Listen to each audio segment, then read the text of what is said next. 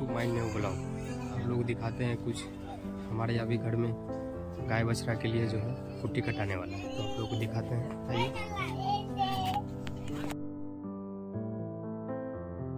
तो गाइस देख सकते हैं आज मेरे घर पे जो गाय के लिए कुट्टी कटाने वाला है, तो आप लोग देख सकते हैं। और यहाँ ट्रैक्टर लग चुका है, तो आप लोगों को जूम करके दिखाते हैं। ट्रैक्टर लग गया है और ट्रैक्टर लगने के बाद देखिए कुट्टी कटाएंगे। तो फाइनली गाइस में आ जाते हैं अपनी कुट्टी कटाने की। तो ये भी बंदा जा रहा है कुट्टी कटाने के लिए, देखिए आप लोग देख सकते हैं ये।